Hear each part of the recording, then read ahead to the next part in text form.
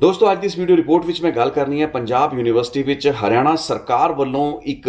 ਅਸਿੱਧੇ ਢੰਗ ਦੇ ਨਾਲ ਹਿੱਸੇਦਾਰੀ ਪਾਉਣ ਦੀ ਉਸ ਕੋਸ਼ਿਸ਼ ਦੀ ਜਿਸ ਨੂੰ ਮਨੋਹਰ ਲਾਲ ਖੱਟਰ ਮੁੱਖ ਮੰਤਰੀ ਹਰਿਆਣਾ ਦੀ ਉਸ ਪੇਸ਼ਕਸ਼ ਦੇ ਵਿੱਚ ਸਾਫ਼ ਸਮਝਿਆ ਜਾ ਸਕਦਾ ਹੈ ਜਿਸ ਤਹਿਤ ਉਹਨਾਂ ਨੇ ਕਿਹਾ ਹੈ ਕਿ ਉਹ ਆਰਥਿਕ ਮਦਦ ਪੰਜਾਬ ਯੂਨੀਵਰਸਿਟੀ ਦੀ ਕਰਨਾ ਚਾਹੁੰਦੇ ਨੇ। ਇਹ ਚਾਹੁੰਦੇ ਨੇ ਕਿ ਸੈਨੇਟ ਦੇ ਵਿੱਚ न सिर्फ हरियाणा के जोड़े मैंबर वो ले जान बल्कि हरियाणा के कई कॉलेजों नूं हत्थ दे कई विद्यक जोड़े अदारे हैगे ने उन्होंने भी पंजाब यूनीवर्सिटी की जी एफिलीएशन है वो दिती जाए। जदों कि पंजाब यूनीवर्सिटी के तहत एफिलेटेड जोड़े कॉलेज अजे तक सिर्फ पंजाब के ही हैगे ने। सो चंडीगढ़ के विच वसी हुई इस पंजाब यूनीवर्सिटी के उत्ते अपना एक अजिहा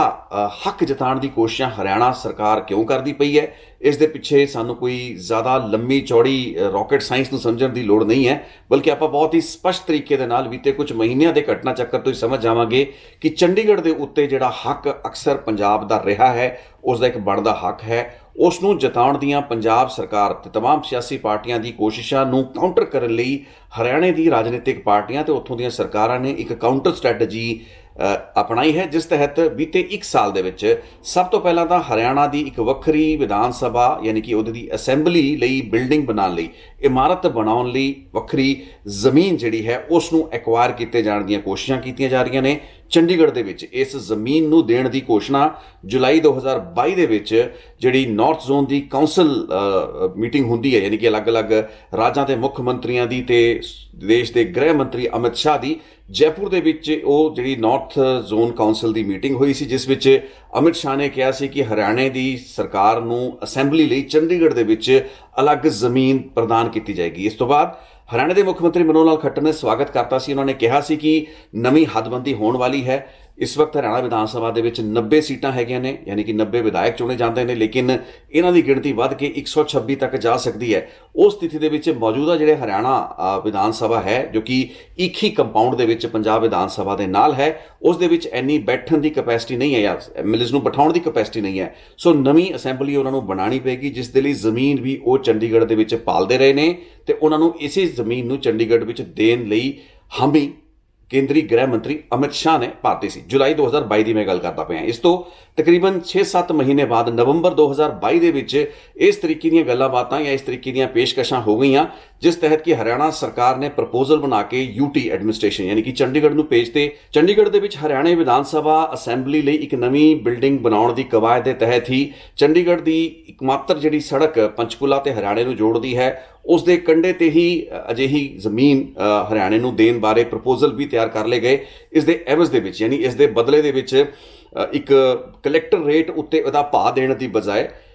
मनसा देवी कंपलैक्स के इलाके दे विच जो कि चंडीगढ़ के IT पार्क के नाल जुड़दा इलाका है उत्थे हरियाणे ने कुछ जमीन चंडीगढ़ एडमिनिस्ट्रेशन नूं देण दी जिहड़ी पेशकश कीती ते इह प्रपोजल इस वक्त विचाराधीन चलदा पिया है। यानी कि चंडीगढ़ अपनी टैरेटरी दे विच पैंदी हुई जमीन हरियाणा नूं देगा एक वक्री असैंबली बनाउण लई ते दूसरे पासे चंडीगढ़ नूं हरियाणा अपनी मनसा देवी कंपलैक्स के आस-पास की कुछ अजिही जमीन देगा जो कि एक गिव एंड टेक होएगा। सो जदों इस तरीके दीयां पूरीआं प्रपोजल चलदियां रहियां इस दौरान पंजाब की सियासी पार्टियां दे विच भी एक उबाल वेख्या गया।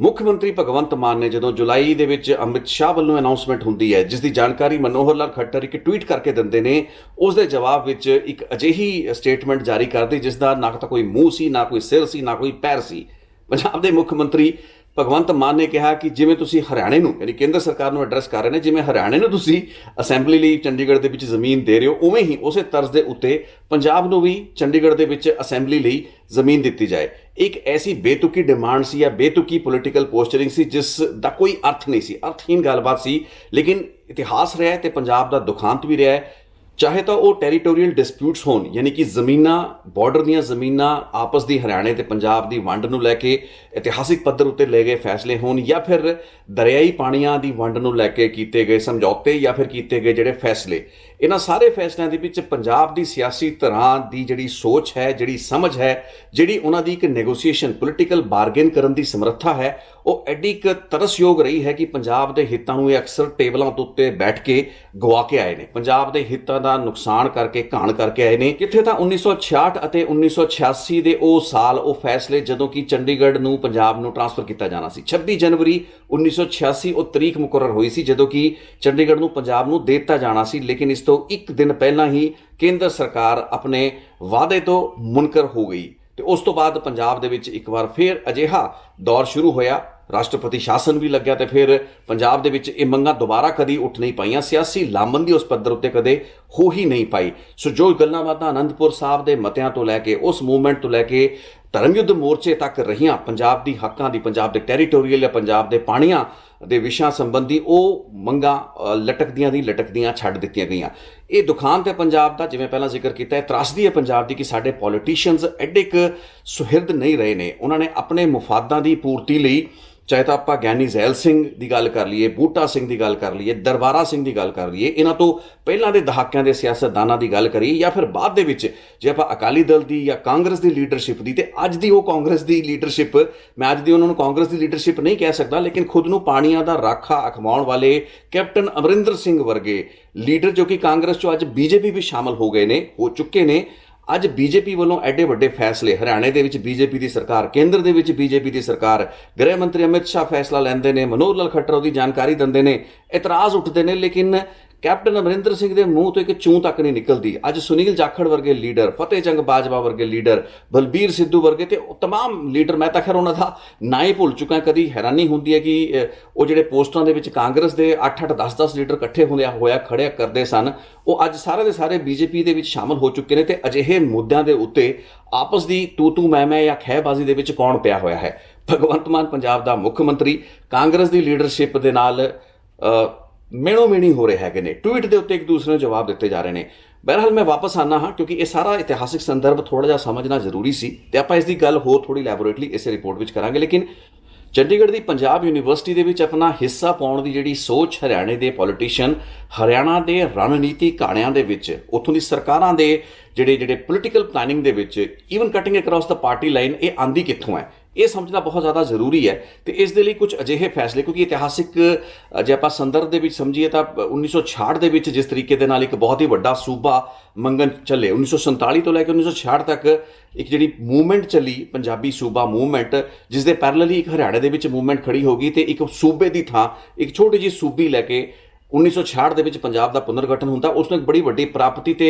ਮਾਰਕਾ ਦੱਸਿਆ ਜਾਂਦਾ। ਤੇ ਅੱਜ ਉਹ 1966 ਦੇ ਫੈਸਲੇ ਤੇ ਉਸ ਸਿਆਸੀ ਘਟਨਾਕ੍ਰਮ ਤੋਂ ਬਾਅਦ ਅੱਜ ਤੱਕ ਤਕਰੀਬਨ 60 ਸਾਲਾਂ ਦੇ ਵਿੱਚ ਅਸੀਂ ਰਿਅਲਾਈਜ਼ ਇਹੀ ਕਰਦੇ ਆ ਰਹੇ ਹਾਂ ਕਿ ਪੰਜਾਬ ਦੇ ਨਾਲ ਇੱਕ ਵਿਤਕਰਾ ਹੋਇਆ, ਇੱਕ ਅਜਿਹੀ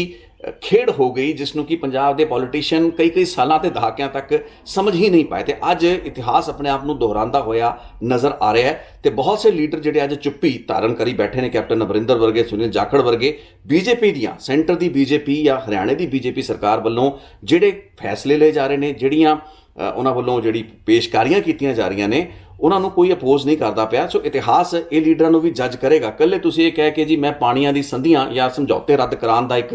ਕਾਨੂੰਨ ਪਾਸ ਕਰਕੇ ਪੰਜਾਬ ਦੇ ਹਿੱਤਾਂ ਦਾ ਰਾਖਾ ਬਣ ਗਿਆ, ਇਹ ਚੀਜ਼ ਸਫੀਸ਼ੀਐਂਟ ਨਹੀਂ ਹੈ, ਤੁਹਾਨੂੰ ਜਵਾਬ ਦੇਣਾ ਪਏਗਾ। ਹੁਣ ਇੱਥੇ ਚੰਡੀਗੜ੍ਹ ਵਿੱਚ ਸਥਾਪਿਤ ਕੀਤੀ ਗਈ ਪੰਜਾਬ ਯੂਨੀਵਰਸਿਟੀ ਵਿੱਚ ਹਰਿਆਣਾ ਦਾ ਹਿੱਸਾ ਪਾਉਣ ਦੀਆਂ ਜਿਹੜੀਆਂ ਪਿਛਲੇ ਖਾਤਿਓਂ ਕੋਸ਼ਿਸ਼ਾਂ ਹੋ ਰਹੀਆਂ ਨੇ, ਉਹਨਾਂ ਦੀ ਅਸਲ ਜੜ ਸਮਝਣ ਦੀ ਲੋੜ ਹੈ, ਜੋ ਕਿ ਪੰਜਾਬ ਦੇ ਜਿਹੜੀ ਮੌਜੂਦਾ ਜਨਰੇਸ਼ਨ ਦੇ ਪੋਲੀਟੀਸ਼ੀਅਨ, ਜਿਨ੍ਹਾਂ ਵਿੱਚ ਅਕਾਲੀ ਦਲ ਦੇ ਪ੍ਰਧਾਨ ਸੁਖਬੀਰ ਬਾਦਲ ਪ੍ਰਮੁੱਖ ਨੇ, ਉਹਨਾਂ ਦੀ ਕੀ ਭੂਮਿਕਾ ਜਾਂ ਉਹਨਾਂ ਵੱਲੋਂ ਜਿਹੜਾ ਇੱਕ ਮਾਡਲ ਸਥਾਪਿਤ ਕੀਤਾ ਗਿਆ, ਉਸ ਨੂੰ ਕੁਝ ਤਰੀਕੇ ਦੇ ਨਾਲ ਕੁਝ ਹੱਦ ਤੱਕ ਮੁੱਖ ਮੰਤਰੀ ਭਗਵੰਤ ਮਾਨ ਨੇ ਵੀ ਆਪਣੀ ਪ੍ਰੈਸ ਕਾਨਫਰੰਸ ਵਿੱਚ ਐਡਰੈਸ ਕੀਤਾ। ਮੈਂ ਲੇਕਿਨ ਥੋੜੀ ਜੀ ਡਿਟੇਲ ਵਿੱਚ ਉਸ ਬਾਰੇ ਗੱਲਬਾਤ ਕਰਨਾ ਚਾਹੁੰਦਾ ਹਾਂ। ਮੋਹਾਲੀ ਦਾ ਕੌਮਾਂਤਰੀ ਯਾਨੀ ਕਿ ਇੰਟਰਨੈਸ਼ਨਲ 에ਅਰਪੋਰਟ ਸਥਾਪਿਤ ਹੁੰਦਾ ਹੈ, ਜਿਸ ਦੇ ਵਿੱਚ ਅੱਜ ਹਰਿਆਣੇ ਦਾ ਵੀ ਹਿੱਸਾ ਹੈ ਤੇ ਚੰਡੀਗੜ੍ਹ ਦਾ ਵੀ ਹਿੱਸਾ ਹੈ। ਸੋ ਇੱਕ ਹਿੱਸੇਦਾਰੀ ਦੇ ਵਿੱਚ ਪੰਜਾਬ ਦੀ ਧਰਤੀ ਉੱਤੇ, ਪੰਜਾਬ ਦੇ ਲੈਂਡ ਉੱਤੇ ਚੰਡੀਗੜ੍ਹ ਤੇ ਹਰਿਆਣੇ ਦੀ ਓਨਰਸ਼ਿਪ ਤੇ ਉਹਨਾਂ ਦੀ ਸਟੇਕ ਹੋਲਡਿੰਗ ਵਾਲਾ ਇੱਕ ਅੰਤਰਰਾਸ਼ਟਰੀ ਹਵਾਈ ਅੱਡਾ ਬਣ ਚੁੱਕਾ ਹੈ, ਬਣ ਕੇ ਤਿਆਰ ਹੈ, ਆਪਰੇਸ਼ਨਲ ਹੈ। ਪਿਛਲੇ ਕਈ ਸਾਲਾਂ ਤੋਂ ਇਸ ਦੇ ਉੱਤੇ ਇੰਟਰਨੈਸ਼ਨਲ ਫਲਾਈਟਸ ਦੇ ਆਪਰੇਸ਼ਨ ਹੋ ਰਹੇ ਨੇ। ਲੇਕਿਨ ਇਹ ਕਹਾਣੀ ਅਜਿਹੀ ਨਹੀਂ ਸੀ। ਜਦੋਂ ਇਸ ਹਵਾਈ ਅੱਡੇ ਨੂੰ ਇੰਟਰਨੈਸ਼ਨਲ ਹਵਾਈ ਅੱਡਾ ਬਣਾਇਆ ਜਾਂਦਾ ਹੈ ਤੇ ਉਹ ਪੂਰੇ ਦੇ ਪੂਰੇ ਯਤਨ, ਪੂਰੀਆਂ ਕੋਸ਼ਿਸ਼ਾਂ ਸੁਖਬੀਰ ਸਿੰਘ ਬਾਦਲ ਵੱਲੋਂ, ਅਕਾਲੀ ਦਲ ਦੇ ਪ੍ਰਧਾਨ ਦੇ ਉਸ ਵਕਤ ਦੇ ਡਿਪਟੀ ਚੀਫ ਮਿਨਿਸਟਰ ਵੱਲੋਂ ਕੀਤੀਆਂ ਗਈਆਂ ਸਨ। Praful Patel minister of civil aviation ਸਨ, minister of state for civil aviation, ਤੇ ਚੰਗੀ ਦੋਸਤੀ ਸੀ ਸੁਖਬੀਰ ਬਾਦਲ ਦੀ ਤੇ ਪ੍ਰਫੁੱਲ ਪਟੇਲ ਦੀ, ਤੇ ਆਪਸ ਦੇ ਵਿੱਚ ਚੰਗੀ ਇਹਨਾਂ ਦੀ ਕੈਮਿਸਟਰੀ ਹੋਣ ਦੇ ਕਾਰਨ ਇੱਕ ਇੰਟਰਨੈਸ਼ਨਲ 에ਅਰਪੋਰਟ ਮੋਹਾਲੀ ਲਈ ਅਪਰੂਵ ਕਰਾ ਲਿਆ ਜਾਂਦਾ ਹੈ ਤੇ ਉਸ ਦਾ ਨੀਂਹ ਪੱਥਰ ਰੱਖਣ ਦਾ ਸਮਾਗਮ ਆਯੋਜਿਤ ਕੀਤਾ ਜਾਂਦਾ ਹੈ। ਉਸ ਸਮਾਗਮ ਦੇ ਵਿੱਚ ਪ੍ਰਕਾਸ਼ ਸਿੰਘ ਬਾਦਲ ਤੇ ਪੰਜਾਬ ਦੀ ਲੀਡਰਸ਼ਿਪ ਸੁਖਬੀਰ ਬਾਦਲ ਵਗੈਰਾ ਦੇ ਨਾਲ ਪ੍ਰਫੁੱਲ ਪਟੇਲ ਆਉਂਦੇ ਨੇ ਕੇਂਦਰ ਤੋਂ, ਤੇ ਹਰਿਆਣੇ ਦੀ ਲੀਡਰਸ਼ਿਪ ਨੂੰ ਚੰਡੀਗੜ੍ਹ ਦੇ ਉਸ ਵਕਤ ਦੇ ਜਿਹੜੇ ਮੈਂਬਰ ਪਾਰਲੀਮੈਂਟ ਪਵਨ ਬੰਸਲ ਨੂੰ ਵੀ ਸੱਦਿਆ ਜਾਂਦਾ ਹੈ। ਸੋ ਸਾਰੀ ਦੀ ਸਾਰੀਆਂ ਤਿੰਨਾਂ ਯਾਨੀ ਕਿ ਚੰਡੀਗੜ੍ਹ ਦੇ ਨੁਮਾਇੰਦੇ ਪਵਨ ਬੰਸਲ, ਹਰਿਆਣਾ ਵੱਲੋਂ ਭੁਪਿੰਦਰ ਸਿੰਘ ਹੁੱਡਾ ਤੇ ਪੰਜਾਬ ਵੱਲੋਂ ਪੰਜਾਬ ਦੀ ਸਰਕਾਰ ਪ੍ਰਕਾਸ਼ ਸਿੰਘ ਬਾਦਲ, ਸੁਖਬੀਰ ਸਿੰਘ ਬਾਦਲ, ਕੇਂਦਰ ਵੱਲੋਂ ਪ੍ਰਫੁੱਲ ਪਟੇਲ ਉੱਥੇ ਹੁੰਦੇ ਨੇ ਤੇ ਪ੍ਰਧਾਨ ਮੰਤਰੀ ਨੂੰ ਵੀ ਉਸ ਸਮਾਗਮ ਦੇ ਵਿੱਚ ਸੱਦਿਆ ਜਾਂਦਾ ਹੈ। ਸੋ ਗੱਲ ਬੜੀ ਕਲੀਅਰ ਹੁੰਦੀ ਹੈ ਕਿ ਮੋਹਾਲੀ ਦਾ ਇੱਕ ਇੰਟਰਨੈਸ਼ਨਲ 에ਅਰਪੋਰਟ ਬਣਨ ਜਾ ਰਿਹਾ ਤੇ ਉਸ ਦਾ ਨੀਂਹ ਪੱਥਰ ਰੱਖਿਆ ਜਾ ਰਿਹਾ ਹੈ। ਲੇਕਿਨ ਨੀਂਹ ਪੱਥਰ ਰੱਖਣ ਦੇ ਸਮਾਗਮ ਯਾਨੀ ਕਿ ਉਦਘਾਟਨ ਦੇ ਸਮਾਗਮ ਤੋਂ ਕੁਝ ਹੀ ਘੰਟੇ ਪਹਿਲਾਂ ਹਰਿਆਣਾ ਦਾ ਮੁੱਖ ਮੰਤਰੀ ਭੁਪਿੰਦਰ ਸਿੰਘ ਹੁੱਡਾ ਜਿਹੜੇ ਹੁੰਦੇ ਨੇ ਉਹ ਅੜ ਜਾਂਦੇ ਨੇ। ਇਸ ਚੀਜ਼ ਨੂੰ ਉਹ ਮੰਨਣ ਨੂੰ ਤਿਆਰ ਨਹੀਂ ਹੁੰਦੇ ਕਿ ਇੰਟਰਨੈਸ਼ਨਲ 에ਅਰਪੋਰਟ ਸਿਰਫ ਪੰਜਾਬ ਦਾ ਹੋਏਗਾ। ਆਖਰੀ ਮੌਕੇ ਦੇ ਉੱਤੇ ਕੁਝ ਘੰਟੇ ਪਹਿਲਾਂ ਹੀ ਉਹਨਾਂ ਵੱਲੋਂ ਇੱਕ ਸਿਆਸੀ ਜਿਹੜਾ ਕਲੇਸ਼ ਛੇੜ ਲਿਆ ਜਾਂਦਾ ਹੈ। ਮਨਮੋਹਨ ਸਿੰਘ ਉਸ ਵਕਤ ਸਮਾਗਮ ਤੇ ਸਨ ਤੇ ਮੈਨੂੰ ਚੰਗੀ ਤਰ੍ਹਾਂ ਯਾਦ ਹੈ ਉਸ ਵਕਤ ਤਕਰੀਬਨ 45 ਮਿੰਟ ਤੋਂ ਲੈ ਕੇ 1 ਘੰਟਾ ਇਹ ਸਮਾਗਮ ਦੇਰੀ ਦੇ ਨਾਲ ਸ਼ੁਰੂ ਹੋ ਪਿਆ ਕਿਉਂਕਿ ਉਸ ਦੌਰਾਨ ਭੁਪਿੰਦਰ ਸਿੰਘ ਹੁੱਡਾ ਨੇ ਲਗਾਤਾਰ ਫੋਨ ਦੇ ਉੱਤੇ ਗੱਲਬਾਤ ਸੋਨੀਆ ਗਾਂਧੀ ਨਾਲ ਕੀਤੀ। ਯੂਪੀਏ ਦੀ ਉਹ ਜਿਹੜੇ ਪ੍ਰਧਾਨ ਸਨ। ਭਾਰਤ ਵਿੱਚ ਕੇਂਦਰ ਵਿੱਚ ਯੂਪੀਏ ਦੀ ਸਰਕਾਰ ਕਾਂਗਰਸ ਦੀ ਸਰਕਾਰ ਸੀ, ਹਰਿਆਣਾ ਦੇ ਵਿੱਚ ਵੀ ਕਾਂਗਰਸ ਦੀ ਹੀ ਸਰਕਾਰ ਸੀ, ਪੰਜਾਬ ਦੇ ਵਿੱਚ ਅਕਾਲੀ ਦਲ ਦੀ ਸਰਕਾਰ ਸੀ। ਆਪਸ ਦੇ ਵਿੱਚ ਗੱਲਬਾਤ ਕਰਨ ਤੋਂ ਬਾਅਦ ਪੰਜਾਬ ਦੇ ਮੁੱਖ ਮੰਤਰੀ ਤੇ ਡਿਪਟੀ ਸੀਐਮ ਨੂੰ ਪ੍ਰਫੁੱਲ ਪਟੇਲ ਸਾਫ਼ ਕਰਦੇ ਨੇ ਕਿ ਮੈਨੂੰ ਉੱਤੋਂ ਆਰਡਰ ਹੈ ਕਿ ਇਹ ਜਿਹੜਾ 에ਅਰਪੋਰਟ ਜੋ ਕਿ ਇਨੀਸ਼ੀਅਲੀ ਪੰਜਾਬ ਲਈ ਹੀ ਪਲਾਨ ਕੀਤਾ ਗਿਆ ਸੀ, ਇਸ ਦਾ ਉਦਘਾਟਨ ਜਾਂ ਇਸ ਦਾ ਨੀਂਹ ਪੱਥਰ ਜਿਹੜਾ ਰੱਖਣਾ ਸੀ ਉਹ ਵੀ ਪੰਜਾਬ ਲਈ ਹੀ ਰੱਖਿਆ ਜਾਣਾ ਸੀ। ਲੇਕਿਨ ਆਖਰੀ ਮੌਕੇ ਤੇ ਉੱਤੇ ਭੁਪਿੰਦਰ ਸਿੰਘ ਹੁੱਡਾ ਨੇ ਹਰਿਆਣਾ ਦੇ ਚੀਫ ਮਿਨਿਸਟਰ ਨੇ ਪਾਣੀ ਮਾਰਤੀ ਤੇ ਉਸ ਤੋਂ ਬਾਅਦ ਸਥਿਤੀ ਇਹ ਹੈ ਕਿ ਹੁਣ ਇਸ ਦੇ ਵਿੱਚ ਹਿੱਸਾ ਪਾਉਣਾ ਪੈਣਾ ਹੈ। ਭੁਪਿੰਦਰ ਸਿੰਘ ਹੁੱਡਾ ਆਪਣੇ ਨਾਲ ਹੀ ਪੈਕੇਜ ਤਿਆਰ ਕਰਕੇ ਲੈ ਕੇ ਆਏ ਸੀ। 200 ਕਰੋੜ ਰੁਪਇਆ ਹਰਿਆਣਾ ਨੇ ਉਸ 에ਅਰਪੋਰਟ ਦੇ ਪ੍ਰੋਜੈਕਟ ਵਿੱਚ ਪਵਾ ਕੇ ਆਪਣੀ ਜਿਹੜੀ ਸਟੇਕ ਹੋਲਡਿੰਗ ਆਪਣਾ ਹਿੱਸਾ ਸੀ ਉਸ ਦੇ ਵਿੱਚ ਤੈਅ ਕਰਤਾ। ਆਪਸ ਦੇ ਵਿੱਚ ਆਖਰੀ ਮੌਕੇ ਦੇ ਉੱਤੇ ਹੁਣ ਕੁਝ ਘੰਟਿਆਂ ਦੇ ਵਿੱਚ ਸਾਰੀ ਜਿਹੜੀ ਘਟਨਾਕ੍ਰਮ ਹੋਇਆ। ਇਸ ਦੌਰਾਨ ਅਕਾਲੀ ਦਲ ਦੀ ਲੀਡਰਸ਼ਿਪ ਜਾਂ ਪੰਜਾਬ ਸਰਕਾਰ ਜਿਹੜੀ ਸੀ ਉਹ ਇਸ ਚੀਜ਼ ਲਈ ਮੰਨ ਗਈ।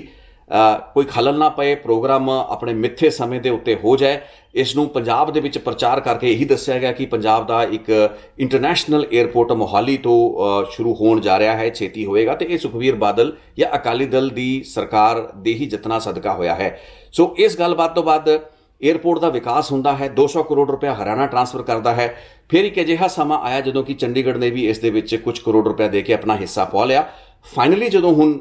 ਇਸ 에ਅਰਪੋਰਟ ਦੇ ਨਾਂ ਨੂੰ ਲੈ ਕੇ ਕਾਫੀ ਵਿਵਾਦ ਚੱਲੇ, ਉਸ ਵਕਤ ਹਰਿਆਣਾ ਦੇ ਪੋਲੀਟੀਸ਼ੀਅਨ, ਚੰਡੀਗੜ੍ਹ ਦੇ ਜਿਹੜੇ ਪੋਲੀਟੀਸ਼ੀਅਨ ਸਾਰੇ ਐਕਟਿਵ ਰਹੇ। ਫਾਈਨਲੀ ਇਸ 에ਅਰਪੋਰਟ ਦੇ ਨਾਂ ਦੇ ਉੱਤੇ ਵੀ ਇੱਕ ਸਹਿਮਤੀ ਜਿਹੜੀ ਹੈ ਉਹ ਬਣ ਗਈ। ਲੇਕਿਨ ਹੋਇਆ ਕੀ, ਇੱਕ ਅਜਿਹਾ 에ਅਰਪੋਰਟ ਜੋ ਕਿ ਪੰਜਾਬ ਲਈ ਅਪਰੂਵ ਕੀਤਾ ਗਿਆ ਸੀ ਉਹ ਪੰਜਾਬ ਦਾ ਨਾ ਹੋ ਪਾਇਆ। ਮੈਨੂੰ ਚੰਗੀ ਤਰ੍ਹਾਂ ਯਾਦ ਹੈ ਉਸ ਦੌਰ ਦੇ ਵਿੱਚ ਮੈਂ ਇੱਕ ਇੰਟਰਵਿਊ ਵੀ ਕੀਤੀ ਸੀ ਜਿਸ ਦੌਰਾਨ ਸੁਖਬੀਰ ਬਾਦਲ ਸਿਆਸੀ ਸੰਦਰਭ ਦੇ ਵਿੱਚ ਇੰਟਰਵਿਊ ਦੌਰਾਨ ਮੇਰੇ ਨਾਲ ਗੱਲਬਾਤ ਕਰਦੇ ਨੇ।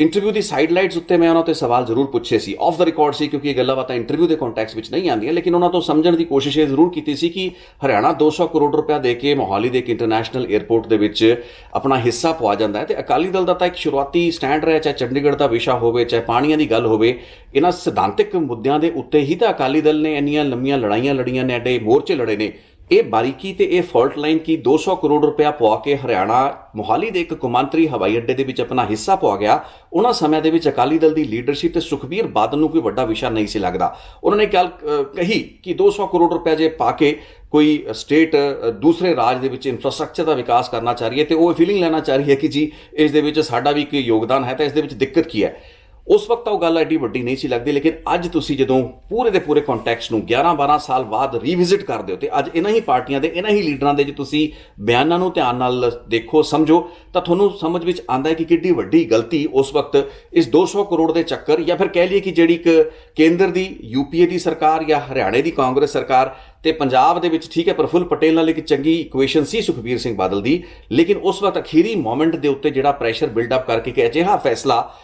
ਕਰਵਾ ਲਿਆ ਗਿਆ ਜਿਸ ਵਿੱਚ ਕਿ ਪੰਜਾਬ ਦੀ ਜ਼ਮੀਨ ਉੱਤੇ, ਹੁਣ ਤੁਸੀਂ ਦੇਖੋ ਕਿ ਪੰਜਾਬ ਨੇ ਜਿੰਨਾ ਖਰਚਾ ਉਸ 에ਅਰਪੋਰਟ ਉੱਤੇ ਕੀਤਾ ਉਹ ਵੱਖਰਾ ਹੈ, ਲੇਕਿਨ ਉਹ ਜ਼ਮੀਨ ਦੀ ਜਿਹੜੀ ਕੀਮਤ ਹੈ ਉਹ ਕੁਝ ਕਰੋੜਾਂ ਦੇ ਵਿੱਚ ਨਹੀਂ ਬਲਕਿ ਸ਼ਾਇਦ ਅਰਬਾਂ ਦੇ ਵਿੱਚ ਹੋਏਗੀ। ਜਿਹੜੀ ਜ਼ਮੀਨ ਪੰਜਾਬ ਨੇ ਆਪਣੇ ਹਿੱਸੇ ਦੀ ਜਿਹੜੀ ਮੋਹਾਲੀ ਦੇ ਨਾਲ ਬਿਲਕੁਲ 에ਅਰਪੋਰਟ ਦੀ ਪੱਟੀ ਦੇ ਨਾਲ ਚੰਡੀਗੜ੍ਹ ਦੀ ਸਟ੍ਰੇਟ ਸਟ੍ਰਿਪ ਦੇ ਨਾਲ ਲੱਗਦੀ ਹੋਈ ਜ਼ਮੀਨ ਦਿੱਤੀ ਗਈ ਇਸ ਪ੍ਰੋਜੈਕਟ ਲਈ। ਸੋ ਤੁਸੀਂ ਤਾਂ ਇੱਕ ਤਰੀਕੇ ਦੇ ਨਾਲ ਕਰੋੜਾਂ ਨਹੀਂ ਬਲਕਿ ਖਰਬਾਂ ਰੁਪਏ ਦੀ ਜ਼ਮੀਨ ਦੇ ਕੇ ਹਰਿਆਣਾ ਦੀ ਹਿੱਸੇਦਾਰੀ ਉਸ ਦੇ ਵਿੱਚ ਪਾ ਲਈ, ਚੰਡੀਗੜ੍ਹ ਦੀ ਵੀ ਹਿੱਸੇਦਾਰੀ ਉਸ ਵਿੱਚ ਪਾ ਲਈ ਗਈ। ਸੋ ਇੱਕ ਪੰਜਾਬ ਦੀ ਧਰਤੀ ਉੱਤੇ ਬਣਿਆ ਨਵਾਂ ਪ੍ਰੋਜੈਕਟ ਇੱਕ ਸਾਂਝਾ ਪ੍ਰੋਜੈਕਟ ਹੋ ਗਿਆ। ਹੁਣ cut short to this day today 2022 ਦੇ ਵਿੱਚ ਆ ਜਾਂਦੇ ਆ। ਤਕਰੀਬਨ ਇਸੀ ਲਾਮਬੰਦੀ ਦੇ ਚੱਲਦਿਆਂ ਹੋਇਆਂ ਹਰਿਆਣੇ ਨੇ ਹੱਦਬੰਦੀ ਦਾ ਇੱਕ ਬੇਸ ਬਣਾ ਕੇ, ਠੀਕ ਹੈ ਹੱਦਬੰਦੀ ਦਾ ਉਹਨਾਂ ਦਾ ਬੇਸ ਬਿਲਕੁਲ ਲੌਜੀਕਲ ਵੀ ਹੈ ਕਿਉਂਕਿ 90 ਜੇ ਵਿਧਾਇਕਾਂ ਦੀ ਵਿਧਾਨ ਸਭਾ ਹਰਿਆਣਾ ਦੀ 126 ਹੋ ਜਾਂਦੀ ਹੈ ਤਾਂ ਉਸ ਦੇ ਵਿੱਚ ਉਹਨਾਂ ਨੂੰ ਬੈਠਣ ਲਈ ਜ਼ਿਆਦਾ ਲੋੜ ਹੈ। ਲੇਕਿਨ ਇਸ ਦਾ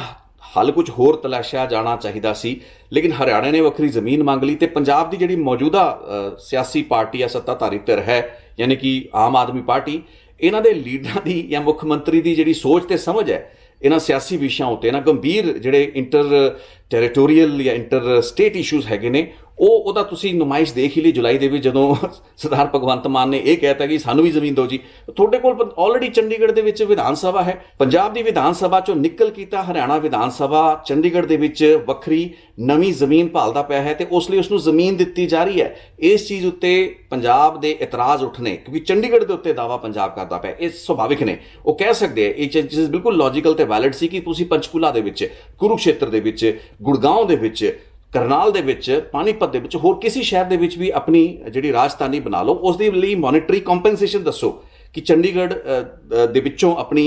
ਰਾਜਧਾਨੀ ਨੂੰ ਕੱਢਣ ਦੀ ਜਾਂ ਆਪਣੀ ਵਿਧਾਨ ਸਭਾ ਨੂੰ ਕਿਸੇ ਹੋਰ ਸ਼ਹਿਰ ਦੇ ਵਿੱਚ ਸਥਾਪਿਤ ਕਰਨ ਲਈ ਤੁਹਾਨੂੰ ਕੀ ਕੰਪਨਸੇਸ਼ਨ ਚਾਹੀਦੀ ਹੈ। ਤੁਹਾਨੂੰ 2000 ਕਰੋੜ ਚਾਹੀਦਾ ਹੈ, ਤੁਹਾਨੂੰ 5000 ਕਰੋੜ ਚਾਹੀਦਾ ਹੈ, ਇਹ ਤੁਹਾਨੂੰ ਅਸੀਂ ਦਿੰਦੇ ਹਾਂ। ਇਹ ਚੀਜ਼ ਇੱਕ ਪ੍ਰਪੋਜ਼ਲ ਹੋ ਸਕਦੀ ਸੀ, ਲੇਕਿਨ ਪੰਜਾਬ ਦੇ ਮੁੱਖ ਮੰਤਰੀ ਨੇ ਇਹ ਕਹਿਤਾ,